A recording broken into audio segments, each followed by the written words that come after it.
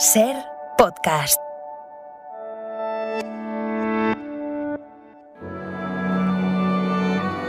Bienvenidos a Sucedió una noche, un programa dedicado al mejor cine de todos los tiempos.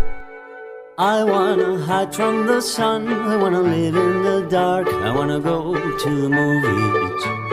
Nobody's waiting outside, but I feel alright, 'cause I'm here on my own. I can kiss Marion and Jane, I can sing in the rain, I can be Superman. I'll never come out again. Las estrellas míticas, los grandes directores, las películas inolvidables.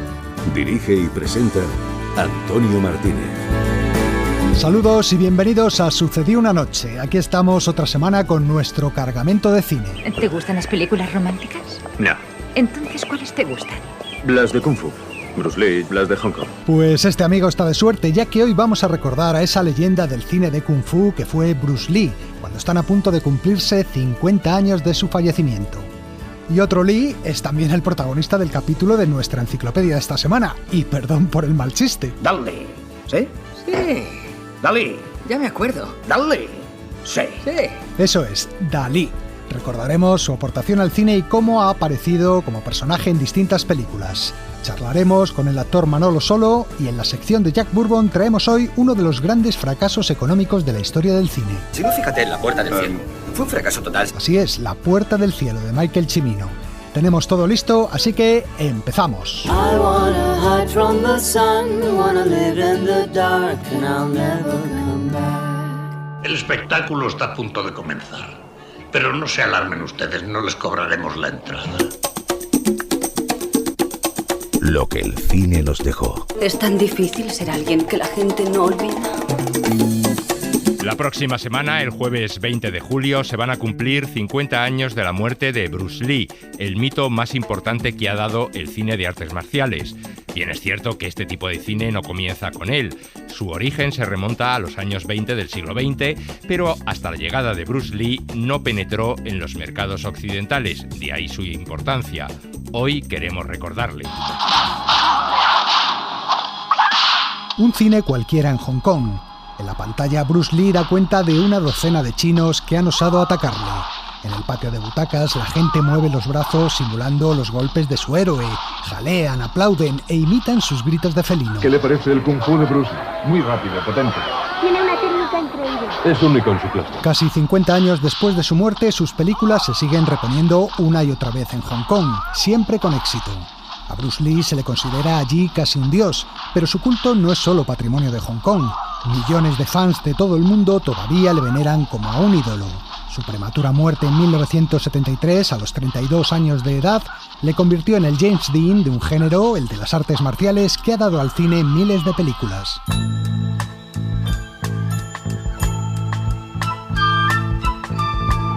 Cuando Bruce Lee era pequeño, nadie podía imaginar que aquel niño delgado y más bien debilucho acabaría convirtiéndose en un superhombre.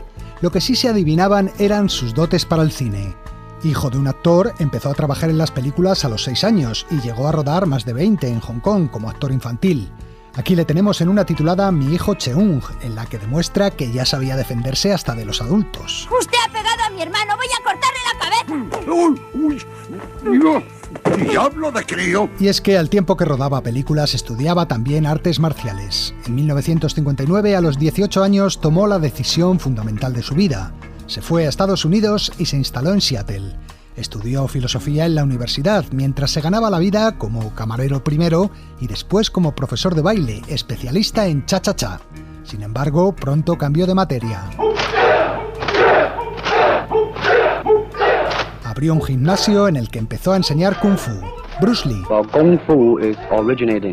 El Kung Fu es un arte original de China, antecesor del karate y del jiu-jitsu. Es un sistema más completo y fluido. Tiene movimientos más continuos que el karate, por ejemplo, en el que haces 1 o 2 movimientos y paras.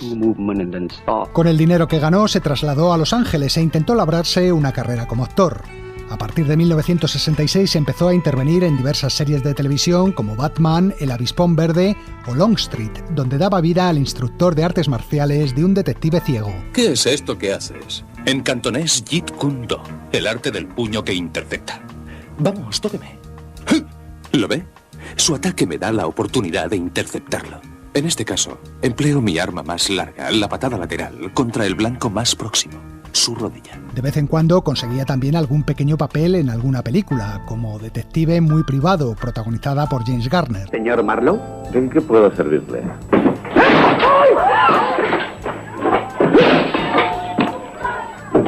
Ya veo que es usted un hombre muy frío. Pues está usted equivocado, soy un hombre nervioso. Ese perchero ha pertenecido a mi familia durante varias generaciones. ¿Le gustaría ver a usted el perchero de su abuelita hecho añicos?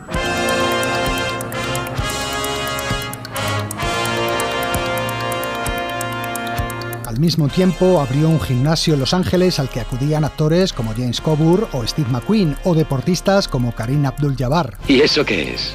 ¿Una exhibición? Tienes que sentir emoción aquí dentro. Inténtalo. He dicho emoción, ¿entiendes? Inténtalo. Toda forma de conocimiento es a fin de cuentas una forma de conocerse a sí mismo.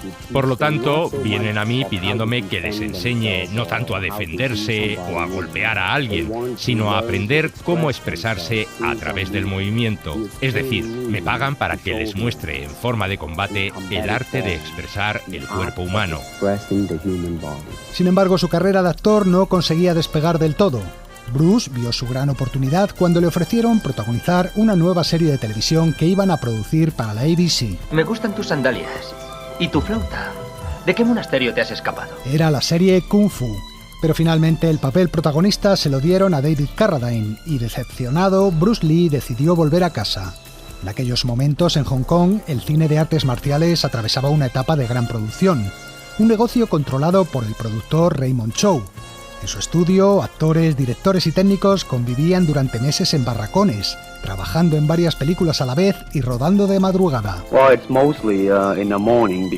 La mayoría de las películas en Hong Kong se ruedan de madrugada porque es una ciudad muy ruidosa, viven en ella más de 3 millones de personas, así que se filman entre las 12 y las 5 de la mañana.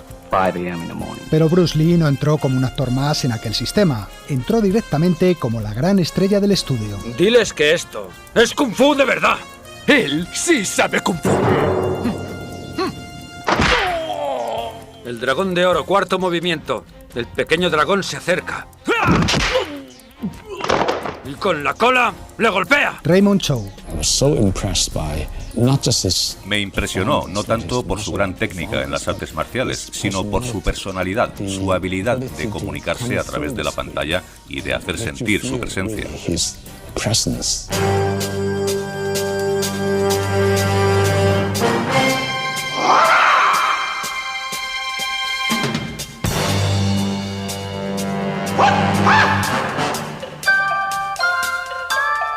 Karate a muerte en Bangkok y Furia Oriental, sus dos primeras películas como protagonista, fueron un gran éxito, no solo en Asia, sino también en Occidente. ¿Queréis ver la película de Bruce Lee en el Orfeo? Buena idea, Gus. Si queréis saber mi opinión. Su tercera película, El furor del dragón, la rodó en Roma y la dirigió él mismo. Era la favorita de su esposa, Linda Lee. Y lo es porque muestra al verdadero Bruce Lee. En algunas partes de la película es un poco travieso, transmite su sentido de la comedia. Además, esa película era como su bebé. Él la escribió, la dirigió e hizo las coreografías de las peleas. La fama de Bruce Lee se extendía por todo el mundo. Había nacido un nuevo tipo de héroe, como Errol Flynn o John Wayne lo fueron en el pasado, pero con la diferencia de que él sí era capaz de realizar todas las proezas que se veían en la pantalla. ¿Peleamos solos o yo contra todos? Hollywood vio rápidamente el negocio y en 1972 la Warner le propuso al estudio de Raymond Chow realizar la primera coproducción china-estadounidense de la historia. Operación Dragón, la que muchos consideran la mejor película de Bruce Lee. Señor Lee, he venido a hablarle de un torneo del arte de la lucha. Un torneo para el cual ha recibido usted una invitación. En resumen, un torneo organizado por el señor Han. Pero sería muy interesante para nosotros que participara usted en ese torneo, señor Lee. Y para mí, señor Bradway. El actor estaba en la cresta de la ola. Su plan de futuro era trabajar simultáneamente en Hong Kong y en los Estados Unidos. Voy a hacer las dos cosas, ya lo tengo decidido, porque creo que hay algo en los Estados Unidos acerca de la verdad oriental que debería ser mostrado. Cuando de repente ocurrió lo inesperado. ¿Qué ocurre, muchachos? Mira, Bruce Lee ha muerto. Bruce Lee, la gran estrella del Kung Fu en el cine, ha muerto. No puede ser. Lo dice el periódico. Sí, míralo, ahí lo pone.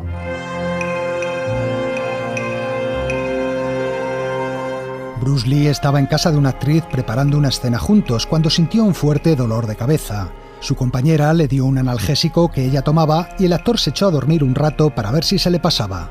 Cuando Raymond Chow llegó a la casa e intentaron despertarle, no lo consiguieron. No pudimos encontrar al médico de Bruce, así que llamamos al doctor que había prescrito el analgésico a la actriz. Y cuando le describí el estado de Bruce, me dijo, mejor llamen a una ambulancia. Fue en vano. Bruce Lee llegó muerto al hospital. Lo extraño y repentino de su fallecimiento despertó todo tipo de teorías conspirativas. Algunos decían que le habían envenenado, otros que había sido víctima de la llamada mano vibratoria, un misterioso golpe mortal que mata tiempo después de haber sido propinado.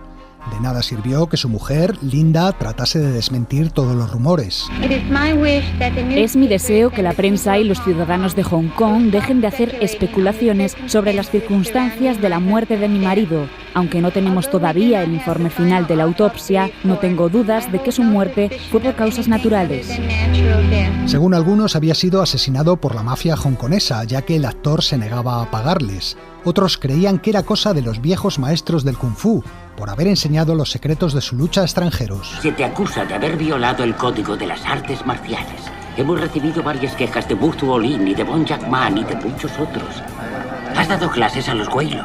Eso debe parar. Finalmente se hizo público el informe del forense. ¿Y qué resultado dio la autopsia? Bruce Lee había muerto de un edema cerebral posiblemente causado por el analgésico que había tomado.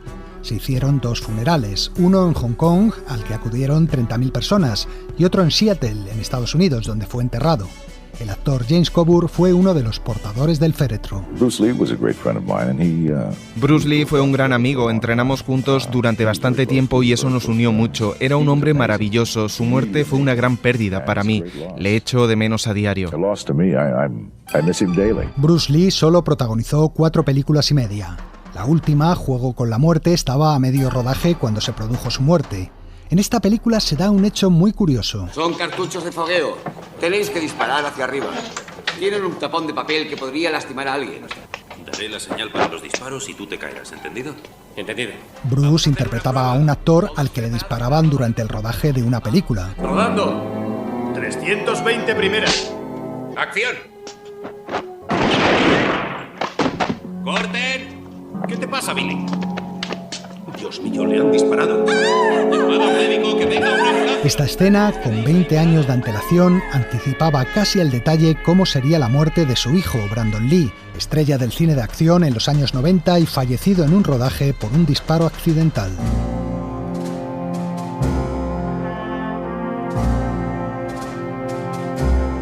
Juego con la muerte se terminó gracias a un doble y a tomas del actor que en principio se habían desechado. Pero el verdadero mercadeo llegaría después. Tú no estarás de acuerdo con lo que voy a hacer. Es contrario a todo lo que me enseñaste. Al menos 4 películas más se montaron a base de descartes de sus films y fueron infinidad las cintas que incluían su nombre en el título para atraer al público, aunque luego Bruce Lee no apareciera en un solo fotograma. La saga de Bruce Lee, la verdadera historia de Bruce Lee y cosas parecidas. Otros actores como Jackie Chan, Jet Li o Donnie Yen han intentado heredar el trono que el actor dejó vacante, pero hasta ahora nadie lo ha conseguido. Él nos enseñó todo lo que sabemos. Era nuestro jefe. Para muchos sigue siendo la mayor estrella asiática que ha conocido el cine, aunque su mito supera fronteras, como dice su viuda Linda Lee. Gente de todo el mundo sigue considerando a Bruce Lee su héroe, no porque fuera chino o estadounidense, sino por la persona que fue y lo que logró.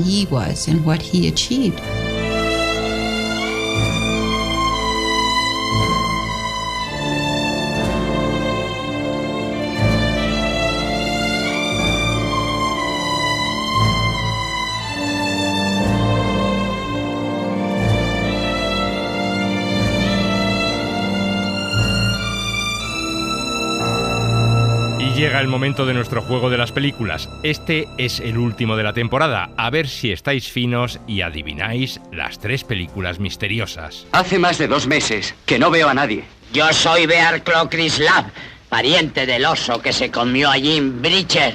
Me estás fastidiando la caza. Yo soy Jeremías. Yo sé quién eres. Eres el forastero estúpido que llevo oyendo 20 días y oliendo más de 3. Jeremiah Johnson made his way into the mountains, betting on forgetting all the troubles that he knew.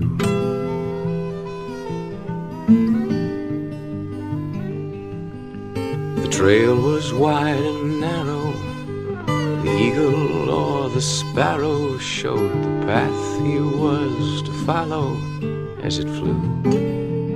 Bebida, 85 centavos. Paga o marcha. ¿Qué es centavo? No entiendo la palabra centavo. Empieza con C, centavo. ¿No tienen Cs en China? No chino, yo coreano. Lo que sea, vienes a mi país, te llevas mi dinero y ni siquiera tienes la delicadeza de aprender mi idioma.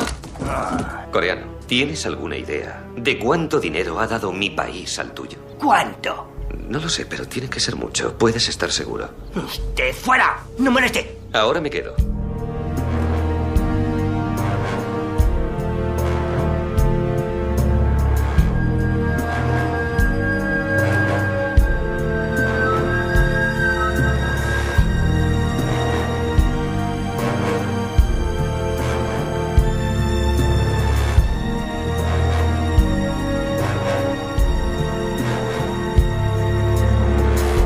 ¿Por qué no te lavas un poco y te cortas el pelo, eh? Córtate el pelo y te doy el dinero y ni siquiera tendrás que devolvérmelo. ¿Me das el dinero si me corto el pelo? Good morning, starshine. The earth says hello. You twinkle above us. We twinkle below. Good morning, starshine. You lead us along. My love and me as we sing our early morning singing song. Glitty dog, loopy, dibby, lobby, loopy, la la la lo lo. Bueno, por ser el último de la temporada, yo creo que no eran muy difíciles. En el primer diálogo, Robert Redford se encontraba con un viejo de las montañas en las aventuras de Jeremiah Johnson, película del año 1972 dirigida por Sidney Pollack, y escuchábamos también su tema principal cantado por Tim McIntyre. En la segunda, Michael Douglas se peleaba con un tendero coreano en Un día de furia, dirigida en 1993 por Joel Schumacher con música de James Newton Howard. Y el último diálogo era corto, pero significativo, y además el tema musical que aún suena de fondo es bastante conocido. Pertenecen a Her, el musical que Milos Forman adaptó a la pantalla en 1979. Dale un título y lo escribirá. Enciclopedia Curiosa del Cine. Parece más una bomba que un libro. Este viernes se ha estrenado Esperando a Dalí, una película dirigida por David Pujol y ambientada en los años 70, en la que Iván Massagué y Paul López son 2 hermanos cocineros que trabajan en un chiringuito en Cadaqués. Los hermanos y el dueño intentan por todos los medios que el pintor acuda a comer a su local. Este argumento nos ha invitado a buscar en nuestra enciclopedia el capítulo dedicado a Salvador Dalí. El genio de Figueras mantuvo una estrecha relación con el cine a lo largo de toda su vida y también ha aparecido como personaje en varias películas.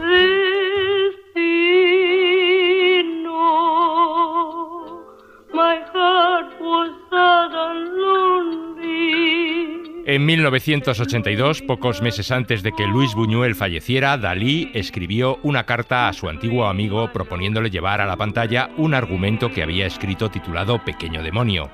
Para entonces, Buñuel ya estaba retirado y enfermo, y no aceptó. Es una oferta muy generosa, pero no solo el dinero. Yo ya no estoy para estos trotes. Y es que, hasta prácticamente el final de sus días, Salvador Dalí intentó, por todos los medios, entrar a formar parte de la historia del cine. Allá tiene historia, esa basura sentimental, intelectual y departamental que llaman cine. Su relación con el séptimo arte fue siempre contradictoria. Por un lado, despreciaba su falta de atrevimiento, pero por otro, admiraba su capacidad como medio que permitía soñar con los ojos abiertos y la precisión matemática del montaje cinematográfico. Creo en la geometría, no en el sentimiento ni en la emoción, solo en la geometría. En realidad, la historia de amor de Dalí con el cine es la historia de una frustración, ya que muchos de sus proyectos quedaron inconclusos o abandonados. Uno de ellos fue Destino, un cortometraje animado en el que trabajó con Walt Disney y cuya música suena de fondo. Durante años permaneció olvidado en un cajón hasta que en 2003 la compañía Disney lo desempolvó, lo restauró con ayuda de las nuevas tecnologías y acabó siendo nominado al Oscar.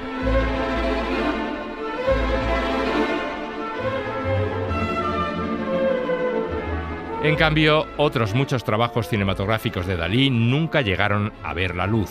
El problema era que las ideas visuales del artista resultaban demasiado radicales y transgresoras. El niño está en una playa, pero soy yo, Salvador Dalí.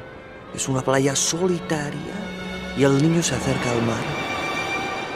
Alarga la mano y levanta la superficie del mar como si fuese una piel. No es extraño que los productores se echaran las manos a la cabeza al leer sus guiones. El niño deja caer la tapa del mar y se convierte en una Madonna toda de blanco que se eleva al cielo levitando mientras se le ve el culo. Como él mismo explicaba en una entrevista, a Dalí le gustaba escribir ensayos sobre diversos temas, entre ellos, por supuesto, el cine. El contenido de lo que escribo es muy superior al contenido de lo que pinto. En uno de estos artículos explicaba a los lectores sus planes sobre una película que llevaba años tratando de realizar y que según él sería una sucesión de maravillas, ya que no tenía sentido molestarse en ver espectáculos que no fueran sensacionales. Dios, que es infinitamente pequeño, ha creado esta luciérnaga agujereada por infinitos alfileres que atraviesan la piel del rinoceronte galáctico para iluminar el universo.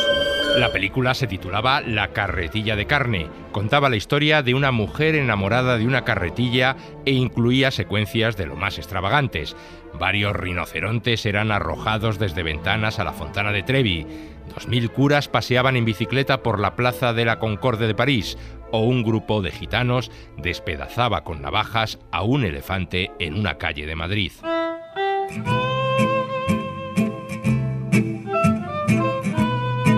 Salvador Dalí debutó en el cine en 1929 rodando junto a Buñuel la primera película surrealista de la historia, Un perro andaluz. La idea surgió a partir de las imágenes que el pintor recordaba de unos sueños que había tenido. ¿Qué imágenes? Por ejemplo, una mano cortada que corre sola por la calle y esa mano tiene una herida profunda de la que salen muchas hormigas. Y un asno muerto también pudriéndose encima de un piano. Interesante. Y el piano está liado con una cuerda de la que tira un hombre. Y atados a esa cuerda hay unos cuantos curas que se arrastran por el suelo. Me gusta. Buñuel y Dalí decidieron hacer la película siguiendo una regla muy estricta: no aceptar imagen alguna que pudiera tener una explicación racional. Pero fue realmente una colaboración porque también los críticos dicen Dalí hizo eso, Buñuel eso y quieren dar méritos al uno al otro y es absolutamente falso. Fue una colaboración fraternal absolutamente de compenetración total entre los dos. Sin embargo, esa buena relación terminó poco después con la irrupción de Gala en la vida del pintor, ya que Buñuel no la soportaba. Esa mujer con la que te has liado te ha dejado irreconocible. La Gala es demasiado sutil para ti, Luis. Te asustaría. Pues tú no sabes cómo son las mujeres, no tienes ni idea de cómo son, Luis. Y tú sí, no me hagas reír. El que tendría que haber sido el siguiente proyecto en común, La Edad de Oro, lo rodó Buñuel en solitario. Dalí decía que, pese a todo, participó en ella decisivamente, ya que envió al director diversas cartas con sus ideas, aunque luego Buñuel nunca reconoció esa aportación. ¿Por qué eliminaste mi nombre de los títulos de crédito de Un perro andaluz? Por no hablar de La Edad de Oro, que nos la habían encargado a los dos y te la adjudicaste tú solito. Me traicionaste convirtiendo el Himalaya de mis ideas en unas pajaritas de papel. En los años siguientes, Dalí viajaría varias veces a Hollywood. Fue amigo de Greta Garbo o de Bing Crosby. Pintó retratos de Mae West, Jack Warner y Laurence Olivier. Al artista le fascinaban las estrellas de cine, como recordaba la cantante Amanda Lear, amiga y musa del pintor. Siempre tuvo algo de fan y le encantaba conocer a las estrellas de cine. Así que las conoció a todas. Contaba que Errol Flynn bebía mucho y se había acostado con otra mujer y que la esposa no lo sabía. Realmente solo eran cotilleos. Él intentó acostarse con Greta Garbo, pero fracasó estrepitosamente. Sin embargo, el personaje que más le fascinaba del cine americano era este. Se abrió la verja y entró un mono. ¿Cómo está usted? Dalí sentía una gran admiración por los hermanos Marx y en especial por Harpo, al que escribió proponiéndole trabajar juntos en un guión titulado Jirafas en ensalada de lomos de caballo. El guión incluía escenas como una horda de jirafas llevando máscaras de gas que explotaban y causaban el pánico en la Quinta Avenida, o una secuencia con Harpo cazando enanos por la calle con un cazamariposas. A los Marx les pareció gracioso, pero la película nunca llegó a rodarse. Harpo, que coleccionaba obras de arte, tenía varios cuadros de Dalí y el pintor le hizo un regalo muy especial, como contaba Bill Marx, hijo del actor.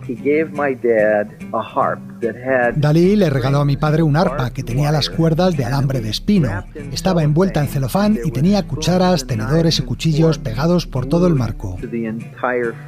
Harpo agradeció el regalo enviándole una foto suya tocando el arpa con los dedos vendados.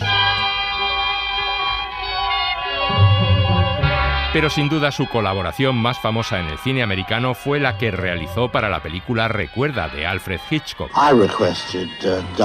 Yo pedí trabajar con Dalí. Selznick, el productor, creía que yo le quería por su valor publicitario, pero no era por eso. Lo que buscaba de él era su capacidad para recrear la intensidad de los sueños.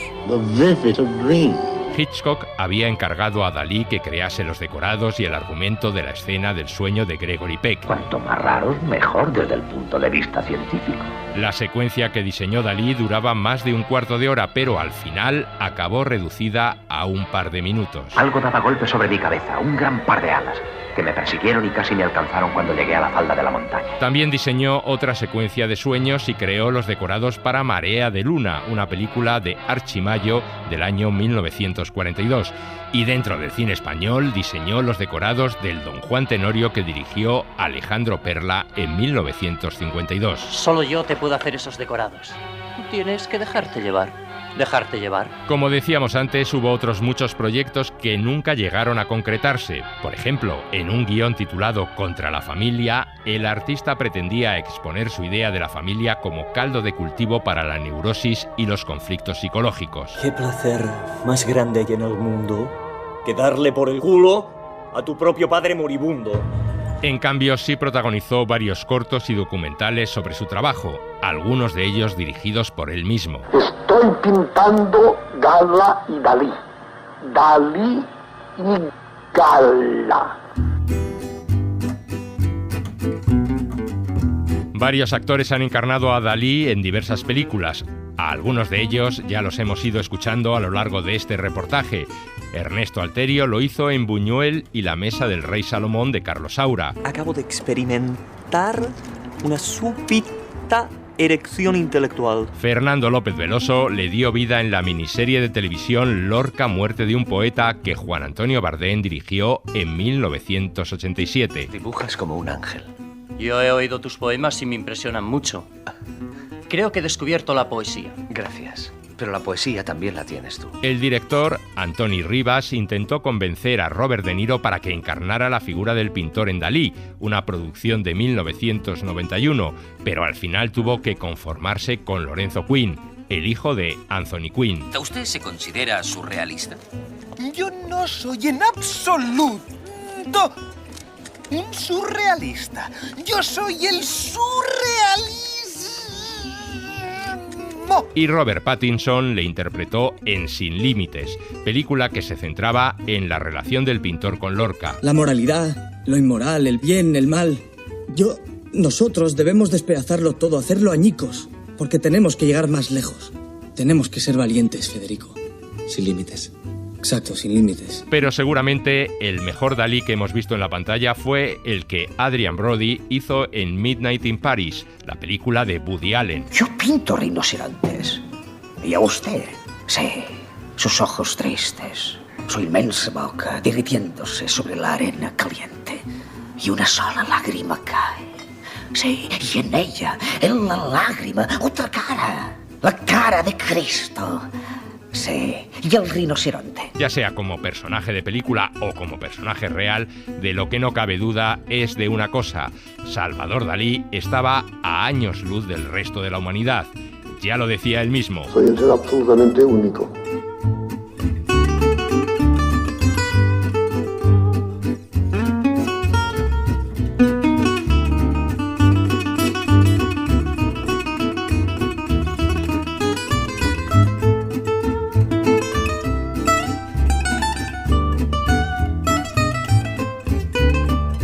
Sucedió una noche. El cine clásico en la SER.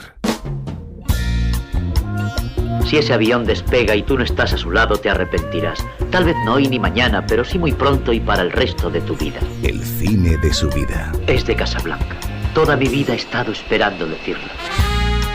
Hoy nos visita el actor Manolo Solo, que acaba de estrenar hace unas semanas La desconocida y que pronto lo veremos en Cerrar los ojos, la esperada nueva película de Víctor Erice. Manolo Solo ganó el Goya como actor de reparto en Tarde para la ira, se llama en realidad Manuel Fernández Serrano y adoptó el apellido artístico Solo cuando era muy joven debido a la muerte de su padre. Pero dejemos que él nos lo cuente.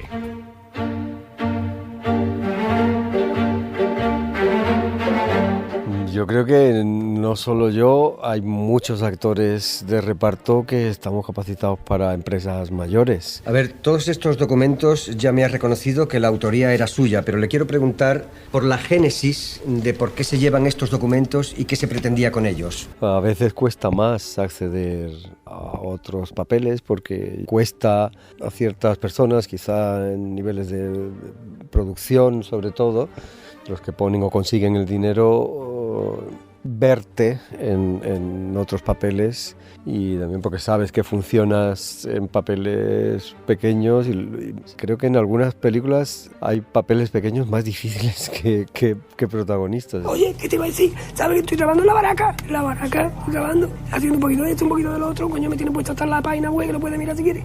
Las que no hemos pegado tú y yo en la baraca. Bueno, la baraca es lo que no es la baraca. Por un lado me halaga poder haber tenido una continuidad de trabajo haciendo secundarios y secundarios con cierta dificultad en muchos casos, pero también es verdad que me apetece tener más tiempo en pantalla, poder tener más peso a la hora de que se cuenten historias a través de mi personaje. Yo con 15 años lo dije a mi familia. Pero no lo has dicho en el ayuntamiento. Él es ahí concejal en el pueblo. Es la ciudad... Dormitorio. Pertenezco al grupo mixto. Son 3, uno de la Falange. Una bellísima persona. Yo de niño tenía clarísimo que quería ser actor, clarísimo. Lo que pasa es que, bueno, tampoco tenía mucho apoyo familiar, como suele pasar. Desde la cordura, vamos, la familia siempre intentan espantar esa idea de la cabeza. La música para mí me infectó, se me metió dentro, ya desde antes de estudiar, vamos, de chaval, 16, 17 años. Y llegó un momento que se me cruzó un amigo que me dijo que estaba estudiando en el Instituto del Teatro en Sevilla y se me despertó la vocación otra vez. Y ahí se me abrió de nuevo la vocación y desde entonces no he parado.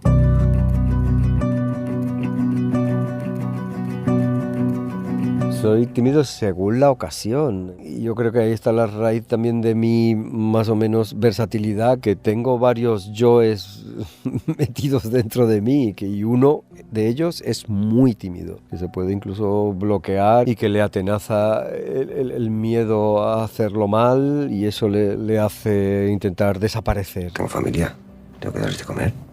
¿Tu familia sabe a qué te dedicas? Mi familia se cree que yo soy Truman Capote. Es un escritor americano. Pero también compaginado con ese yo hay otro que quiere que le miren, que quiere hacerse ver. Y no sé, es un poco esquizofrénico, pero bueno, es que los actores somos un poco anormales. Pues ya sabes cómo va esto, ¿no? Ya, coño, ya sé cómo va esto y tú sabes cómo va esto. No ha tenido tiempo, aún puede aprender. Por favor, Pablo, coño, no me vengas con generalidades que no ha podido aprender. Dime algo concreto. Igual que me gustan como espectador los personajes con capas, aunque predomine una sobre otra, porque eso es inevitable, me gusta ser un poco poliédrico e intentar ser igual de convincente, como tú dices, de creíble en una faceta como en otra, que además el intentar darle esa gama de colores a los personajes acentúa o facilita el poder dar credibilidad. A ver, esto va así. Yo te hago una pregunta, que la aciertas, pues coges y te vas por donde has venido, si quieres. Pero si fallas, el caso es que tengo un problemilla que me gustaría que me hicieras un favor, ¿vale? Y además porque eso me abre, en teoría, la posibilidad de hacer muchos personajes, porque el hombre de la calle es el hombre más común y supuestamente yo creo que los guiones, las obras de teatro, lo más normal es que hablen de hombres y mujeres de la calle. ¿Tú te crees que yo soy gilipollas? Tú no tienes 16 años. Eso es porque aún no me conoces. Yo por mí he tenido la sensación que durante mucho tiempo se me ha visto más como para personajes un poco, no digo siniestros, pero sí con una cierta oscuridad, con sombras, cuando no abiertamente malvados o malignos, turbios, que hay una cierta tendencia a verme más en ese espectro, en esa zona del espectro. Y creo que puedo dar más, que puedo dar también personas que no hayan roto un plato en su vida. Bueno, en la vida real soy cinéfilo, soy muy cinéfilo, pero tampoco es que tenga una cultura cinematográfica apabullante. Hay estudiosos del cine que dicen que Cary Grant representa lo que a Hitchcock le hubiera gustado ser, ¿vale? Un tío seguro de sí mismo, apuesto, tal.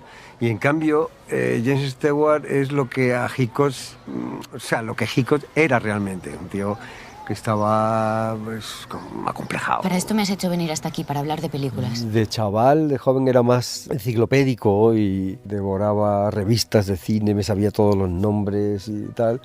Intentaba ver todo el cine posible. Bueno, ahora también lo hago, pero igual la intensidad o la necesidad no es tan grande, pero la pasión sigue estando. Pero la cámara enfoca a Cary Grant y no tiene ni un rasguño. ¿Sabes por qué es eso? Porque Cary Grant es el héroe. Claro, si fuera James Stewart, que ha trabajado también mucho con Hitchcock, hubiera sido diferente. Igual me gustaría hacer alguna vez un corto por probar lo que es estar en el otro lado, pero creo que soy más un instrumento que tiene una parte de director en sí, pero no sé si yo tengo algo que contar. Sí que igual como ejercicio de empatía, de ponerme en el lugar del otro, igual me gustaría hacer un corto.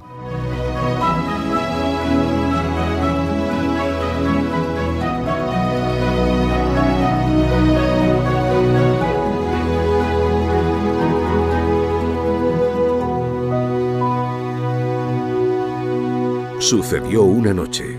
El cine clásico en la SER. Jack Bourbon presenta Cine Incómodo. ¡Basta! No estoy dispuesta a consentir inmoralidades en nuestras pantallas. Este espectáculo degradante y depravado ha de terminar ahora mismo. Sexo, violencia, religión, política. ¿Oyes ese silbido? Es una bomba que cae del cielo y va a impactar en 400 cines a la vez. Las películas más polémicas de la historia del cine. ¿Qué tal, amigos? Hoy termina esta serie que durante toda la temporada hemos dedicado a las películas más polémicas de la historia. Y quería terminar con un film que, más allá de lo que se dijo de él en su día, pudiera recomendaros ver o redescubrir. Por eso he elegido La Puerta del Cielo, de Michael Cimino, una película que resultó incómoda no para los espectadores, sino sobre todo para el estudio que la produjo y para gran parte de la prensa que en su día la masacró sin piedad. A lo largo de la historia del cine ha habido muchas películas que resultaron ruinosas para los estudios que las produjeron. Fiascos económicos que van desde La Reina Kelly, en la época del cine mudo, a películas más recientes, como El Guerrero número 13, pasando por títulos como Cleopatra, La caída del Imperio Romano o Ishtar. Y en esta lista está también La Puerta del Cielo, uno de los grandes desastres financieros de la historia del cine.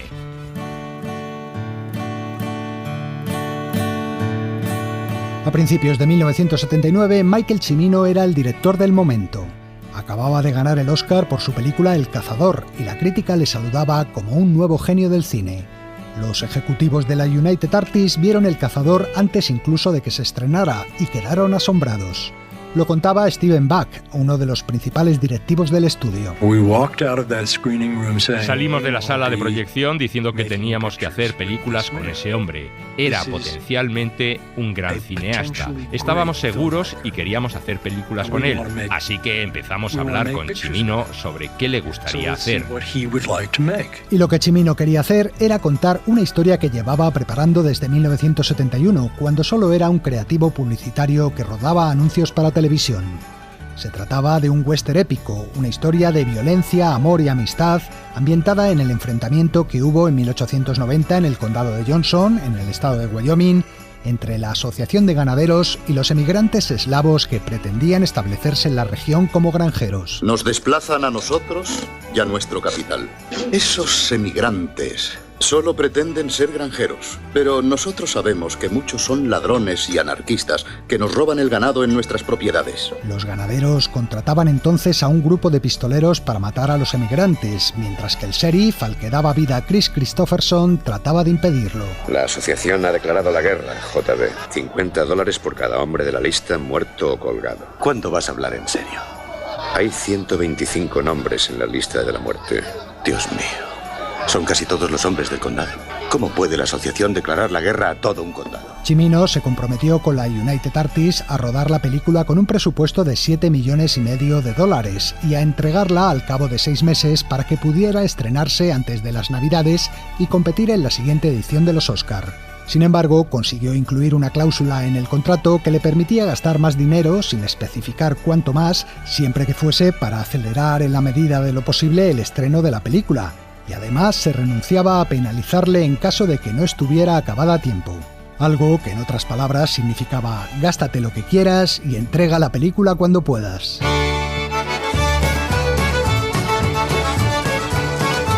Aunque no había grandes estrellas en él, Cimino reunió un reparto muy atractivo con actores como John Hurt, Jeff Bridges o Brad Dourif. Chris Christopherson y Christopher Walken eran los principales protagonistas. Dos amigos enfrentados por su trabajo, ya que uno es el sheriff y el otro trabaja para los ganaderos, y también por el amor de una mujer, la madame de un burdel. Tú me compras cosas, él me ha pedido que me case. Quizá yo haya tenido eso siempre en la cabeza. Eso no es suficiente. Y con la actriz que debía interpretar a esa madame surgieron los primeros problemas. Cimino dijo no a actrices como Diane Keaton o Jane Fonda, que el estudio le ofrecía, y se empeñó en que el papel fuera para la francesa Isabelle Huppert, poco conocida por entonces en los Estados Unidos. Steven Buck otra vez. Personalmente creo que está maravillosa en la película, pero el factor importante aquí era el juego psicológico de poder que significaba, un juego entre lo que debía ser y lo que Michael quería. Y es que Cimino tenía un plan. Quería rodar un film monumental que marcara época. Una película para la eternidad al estilo de Lo que el viento se llevó, que pudiera ser considerado el mejor western de la historia del cine. Yo estoy dispuesto a dar cuantos pasos sean necesarios para que este proyecto siga adelante. Y una película así exigía tiempo y dinero. Antes de rodar un solo plano, los actores y extras pasaron 1 mes y medio aprendiendo todo lo que necesitaban para poder abordar sus papeles con autenticidad. Así lo recordaba Jeff Bridges. Crearon una cosa a la que llamamos el campamento Cimino. A las 7 empezabas con lecciones de equitación, a las 9 lecciones de peleas de gallos, luego clases de diálogo con acentos eslavos. Y también lecciones de disparar o lecciones de patinaje y de baile, que luego permitirían la espectacular escena del baile sobre patines que se celebra en la comunidad de emigrantes. Cimino quería rodar cada secuencia con un rigor extremo y un detallismo casi fanático, todo ello sin reparar en gastos. Se alquiló a un precio exorbitado varias hectáreas de la Reserva Federal de los Indios Pies Negros en Montana, y se construyó en ella un poblado entero del oeste que hubo que desmontar y montar varias veces porque el director no se sentía del todo satisfecho. Se trajeron de todas partes del país extras que pudieran hablar lenguas eslavas y todo se tomó con mucha calma. A veces el equipo se pasaba horas enteras esperando a que una nube en concreto se posase tras una montaña. El famoso director de fotografía, Vilmos Zsigmond, que logró una gama pictórica de luces verdaderamente magistral en la película, lo recordaba así. Su manera de trabajar no era nada habitual. Escogía los extras uno por uno y los ponía en cada sitio. Era como si un pintor los estuviera pintando. Lo que hacía era crear un cuadro. Cuando empezaba a rodar, a veces quería 3 tomas, otras veces quería 10, y en muchas ocasiones llegamos a las 40 tomas. Pero el director tenía muy claro lo que quería.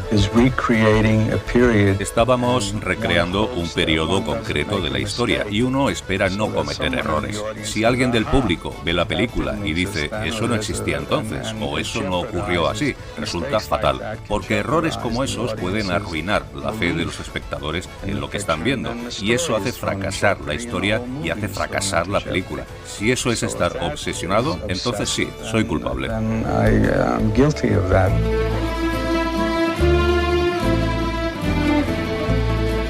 La primera semana de rodaje ya anunció cómo iban a ir las cosas. En 7 días, Cimino había gastado 1 millón del presupuesto y solo había filmado 1 minuto de película utilizable.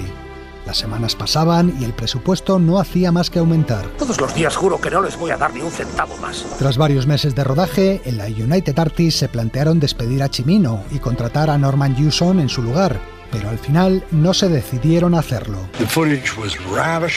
El metraje que llevaba rodado era deslumbrante. Nadie podía criticar el trabajo. Sabíamos que no era un problema de que la producción se estuviera derrumbando o de que Michael se pasara el día en su roulotte comiendo chocolate en vez de estar rodando. Ese no era el asunto.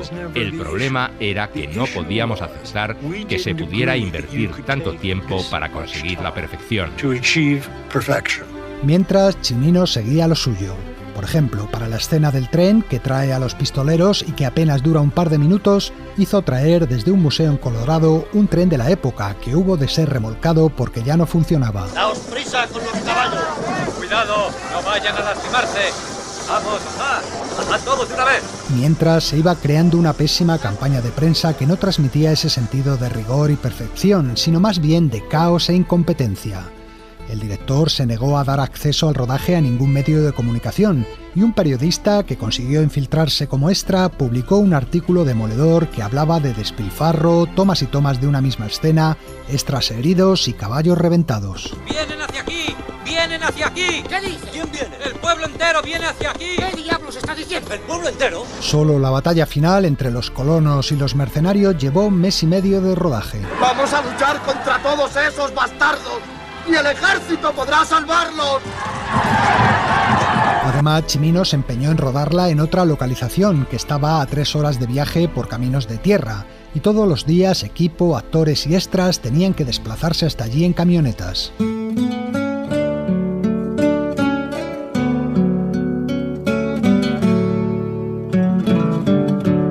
El rodaje, que debía durar poco más de 2 meses, se alargó al final hasta los 8. Cimino regresó a Los Ángeles con 220 horas de metraje y se encerró durante meses en la sala de montaje para extraer de ese mar de celuloide la obra maestra prometida. Ahí, corta ahí. No. ¿Por qué eres tan inseguro y no aceptas consejos? Pero el problema era que sentía un gran apego a su material y todas las escenas le parecían imprescindibles. Por fin, tras 8 meses, los ejecutivos de la United Artists pudieron ver la primera versión de la película. Duraba 5 horas y media. Estaba muy enfadado. La esperanza interna que nos había mantenido durante los más de 2 años que había durado este proyecto era que iba a ser una obra maestra y que eso justificaría todo lo que habíamos pasado. Y de repente, eso desapareció. El estudio exigió casi a punta de pistola que Cimino volviera a la sala de montaje para recortar el film hasta lograr un metraje que pudiera estrenarse. Finalmente, en noviembre de 1980 se celebró la premiere en Nueva York. El director la había aligerado hasta dejarla en 3 horas y media. Jeff Bridges. Mi impresión al verla fue, bueno, sí, las imágenes son espléndidas, la historia también, pero el ritmo resulta tan inusual, es demasiado lento, y no solo era yo el que lo veía, ciertamente el público asistente se sentía frustrado. Fue un fracaso estrepitoso. El propio Cimino, asustado ante el nulo impacto en taquilla y las críticas feroces, pidió él mismo retirarla de las pantallas al cabo de una semana y volvió a remontarla una vez más hasta dejarla en 2 horas y media de duración. El director claudicaba al fin y la película perdía gran parte de su majestuosidad y belleza. Cuando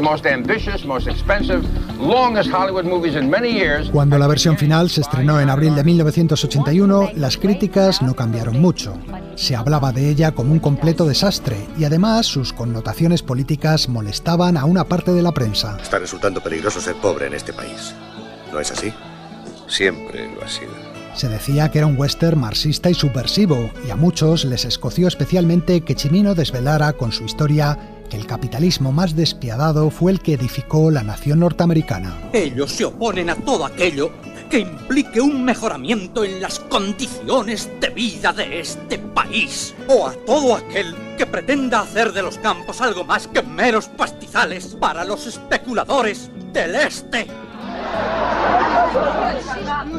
Ellos se aferran a la idea de que la gente pobre no tiene nada que decir en los asuntos de este país.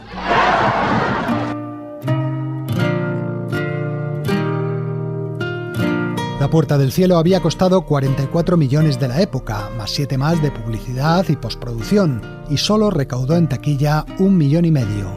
De nada importó que la película fuera aplaudida en Cannes y que tanto la crítica como el público europeo la recibieran mucho mejor. De veras es un buen trabajo.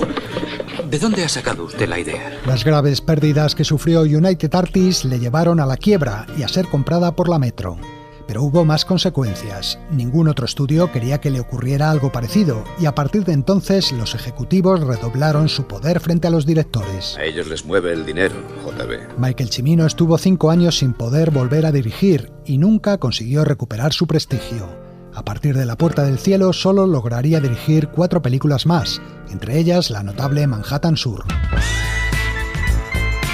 Hoy en día, La Puerta del Cielo es una película a reivindicar y que merece ser vista sin los prejuicios y condicionamientos de su rodaje tan polémico. Por eso os animo a hacerlo y así descubrir uno de los westerns más hermosos de la historia. Una verdadera obra maestra que resultó tan ambiciosa como fallida, pero que sin duda merece una segunda oportunidad. En fin, amigos, hoy no os digo hasta la semana que viene, sino hasta septiembre, en que volveré con una nueva sección. Pasadlo bien y hasta entonces. Continuará. Pues como dice Jack Bourbon, hoy termina la temporada de Sucedió una noche, pero a partir de la semana que viene comienza Sucedió una noche colección, la versión veraniega de nuestro programa. Os hemos preparado varios especiales para acompañaros hasta septiembre. Nos vamos a despedir con una versión a cargo de Terry Adams de un tema de la película Rosemary, Indian Love Call se titula. Saludos de Elio Castro y Antonio Martínez y hasta la próxima.